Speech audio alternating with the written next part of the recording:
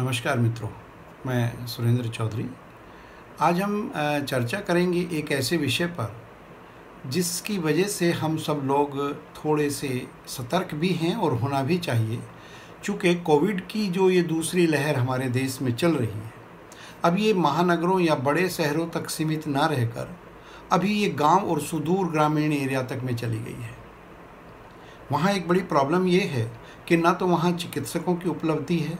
ना ही वहाँ ऑक्सीजन की कोई व्यवस्था है और ना ही टेस्ट की फैसिलिटीज़ है। अभी ऐसे में आयुर्वेद चिकित्सक का क्या दायित्व है, क्या हम कर सकते हैं, इस पर हम एक चर्चा कर रहे हैं आज से। और जो सबसे बड़ी परेशानी है वो ये है कि किसी गांव से या विशेषकर पर्वतीय क्षेत्रों से अगर हमारे पास में किसी रोगी का कोई फ़ोन आता है और वो उस समय परेशानी में है, तो एक बहुत बड़ी व्यवहारिक दिक्कत ये आती है कि हम उसको समय रहते कोई औषध नहीं दे सकते। कितनी भी जल्दी कर लें, उस औषध तक पहुंचने में, उस औषध को उन तक पहुंचने में काफ़ी समय लग जाएगा। तो ऐसे में हमें क्या करना चाहिए? तो हम पेशेंट्स को एक सलाह दे सकते हैं कि आपके पास में जो उपलब्ध सामग्री है उसको हम एक किस तरीके से चिकित्सीय रूप में प्रयोग कर उसको कुछ लाभ प्राप्त करा सकते हैं। अभी अगर हम इन विषयों पर चर्चा करें तो मुख्यतः 3 या 4 चीज़ें हैं जो प्राथमिक अवस्था में रोगी के सवाल हमारे पास में आते हैं कि अचानक से बहुत तेज़ बुखार हो गया है, उनके पास में कोई दवाई नहीं है, तो ज्वर की चिकित्सा हम किस तरीके से कर सकते हैं। दूसरा बड़ा लक्षण होता है खांसी, तो उसमें हमारा शास्त्र क्या कहता है और हम घर में उपलब्ध चीज़ों को एक परफेक्ट मेडिसिन के रूप में किस तरीके से यूज़ कर सकते हैं। तीसरा अतिसार भी आज या तो वो दवाइयों के अनकंट्रोल्ड प्रयोग की वजह से या कुछ एंटीबायोटिक्स भी अतिसार पैदा करती हैं, उनके लिए हमें क्या करना चाहिए। ऐसे ही SpO2 लेवल जो है वो उसको तो पता नहीं है, क्योंकि उसके पास में पल्स ऑक्सीमीटर भी नहीं है, उसका सांस फूल रहा है, उसको सांस लेने में दिक्कत हो रही है। तो ये सब चीज़ें आकस्मिक रूप से होती हैं, इमरजेंसी के रूप में होती हैं, और हमारा ये परम कर्तव्य है कि इस मानव समाज को महर्षि चरक और अन्य आयुर्वेद के आचार्यों के द्वारा वर्णित कुछ उन औषधियों को अपने स्वविवेक से और युक्तिपूर्वक इस्तेमाल कर, प्रयोग कर हम मानव की सेवा कर सकते हैं, उनकी जान बचा सकते हैं। ये सारी चीज़ें जो इस वीडियो में आज आपके सामने आएंगी, ये ध्यान देने की बात है कि ये केवल और केवल चिकित्सकों के लिए है। आम जनमानस इनका प्रयोग अपने बुद्धि विवेक से करे, लाभ मिले नहीं मिले उसमें कुछ संशय हो सकता है, लेकिन मेरा अनुग्रह है कि कोई भी व्यक्ति इन सामग्री को, इन घरेलू चीज़ों को ऐसे ना देखे कि ये बहुत हल्की हैं, और अगर किसी को प्रयोग करना भी है तो निश्चित रूप से किसी न किसी आयुर्वेदिक फिजिशियन की सलाह से ही ऐसा करना चाहिए। आज इस पहले एपिसोड में हम चर्चा करते हैं हम ज्वर से कैसे अपने रोगी को जो सुदूर ग्रामीण क्षेत्र में बैठा हुआ है कैसे राहत दिला सकते हैं, वो कोविड के पेशेंट को किस तरह से लाभ दे सकते हैं। तो सबसे पहले मैं बता देना चाहता हूं कि जैसे अगर तीव्र ज्वर है रोगी को, कोविड 19 में जो ज्वर आ रहा है, बहुत सारे लोगों को जो है हमारा तीव्र ज्वर आ रहा है। तो इसका अगर ज्वर बहुत तीव्र है तो हमें क्या क्या करना चाहिए और कैसे कैसे घरेलू उपाय से हम इसको ज्वर को कम कर सकते हैं,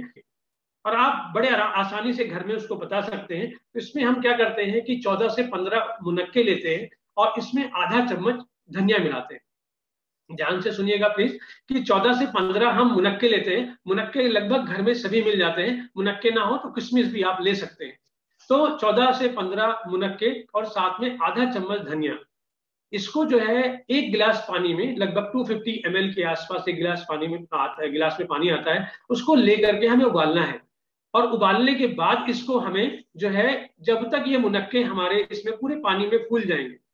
फूलने के बाद इसको उतार लेना है। और उतारने के बाद मुनक्के को हमें पूरा हाथ से उसको जो है उसको तोड़ करके अच्छी तरह से मिक्स कर देना है। और उसी पानी को जो है रोगी को घूट घूट करके जो है उसको बार बार पिलाना है।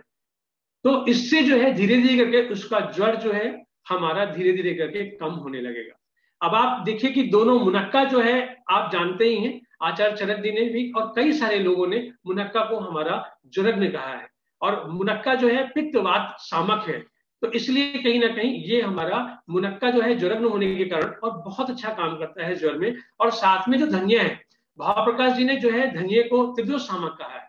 तो इसलिए कहीं ना कहीं अगर आप देखेंगे तो जैसा कि अगर आप जो है इसकी फलश्रुति देखते हैं धनिये की, तो एक नाम इसका कुष्ठुमुरु आया हुआ है। कुष्ठुमुरु के लिए कहा गया है कुत्सितम ज्वर आदिकम रोगम तुम्बति अर्धयति इति कुष्ठुमुरु, अर्थात यह दुष्ट ज्वर आदि रोगों को नष्ट करने वाला है। तो धनिया जो है हमारा ये ज्वरग्न है और ये त्रिदोष सामक है, सबसे बड़ी बात है। तो अगर मुनक्के और धनिया का यूज अगर हम करते हैं और मुहुर मुहुर इसको हम थोड़ा थोड़ा उसको रोगी को पिलाते रहते हैं, तो धीरे धीरे करके उसका ज्वर एक सडन नहीं आएगा, कोई कहेगा कि तुरंत उतर जाएगा, तो ऐसा कुछ नहीं होने वाला है। तो इसलिए धीरे धीरे करके हमारा ज्वर उसका जो है वो उतरना शुरू हो जाएगा। और इसके साथ साथ क्या करना है आपको ज्वर में, कि जैसा हम स्पंजिंग कराते हैं, जैसा 104 103 में कहते हैं कि भाई पानी की पट्टी आपको ललाट प्रदेश में फोरहेड पे रखनी, तो इसमें क्या करना है कि हमें जो है अगर वो हमारा वात पित्त ज्वर है, ठीक है, कफज या आमद ज्वर जो है उसमें थोड़ा सा ध्यान देने वाली बात है, तो घृत या नारियल तेल से हम उसके ललाट प्रदेश में धीरे धीरे मालिश अगर करते हैं, ललाट प्रदेश में घृत या तेल, नारियल का तेल, अगर नारियल का तेल नहीं है तो घृत भी घर में सभी को उपलब्ध रहता है, तो अगर उससे हम धीरे धीरे उसकी मालिश करते हैं, तो घृत जो है हमारा वात पित्त सामक है, नारियल भी इसी तरह से है, तो कहीं ना कहीं उसको जो है ये इससे धीरे धीरे करके हमें ललाट प्रदेश पे घृत की या नारियल के तेल से उसकी मालिश करनी चाहिए। बस ध्यान देने की बात है, मालिश उन लोगों को नहीं करेंगे, थोड़ा सा आप फोन के थ्रू उनको मालूम कर सकते हैं कि अगर कफत ज्वर हुआ या उसमें आम का कहीं ना कहीं अगर आम हुआ, आमद ज्वर हुआ, आम हुआ उसमें, तो उस कंडीशन में, क्योंकि हमारा घृत या तेल दोनों जो है उसको कफ को बढ़ा देगा, तो इसलिए जो है उस कंडीशन में हमें इसको नहीं देना है। जो हमने वो मुनक्का और धनिया वाला काढ़ा बताया है, ये आप सभी लोग उसमें भी दे सकते हैं कि हमारा धनिया त्रिदोष सामक है। वहां पे हमें 14 से 15 लेना है, 14 से धनिया 15 मुनक्का जी या किशमिश, और धनिया जो है हमारा आधा चम्मच लेना है सर। जो हमारा धनिया, अगर धनिया खड़ा धनिया उसके पास है तो खड़ा धनिया उसको थोड़ा सा दरबरा करके और उसको आधा चम्मच लेना है, या अगर धनिया पाउडर है तो उसको भी हमें जो है आधा चम्मच ले करके और 1 गिलास पानी यानी कि 250 ml पानी में इसको हमें उबालना है सर ना। तो इस तरह से उबालने के बाद जब वो मुनक्के हमारे या किशमिश हमारी फूल जाए थोड़ी देर में, तो उसके बाद मसल करके और उसको छान करके मुहर मुहर बार बार उसको पिलाना है। इससे ये ज्वरग्न श्रेष्ठ ज्वरग्न है, और इससे जो है बिना औषध के जो है कहीं ना कहीं हम धीरे धीरे करके उसका ज्वर उतार सकते हैं। वैसे औषध हमारी ये भी है, क्योंकि मेडिसिन नहीं है वहां सुदूर प्रदेश में, तो शुरू में हम इस तरह से चिकित्सा कर सकते हैं।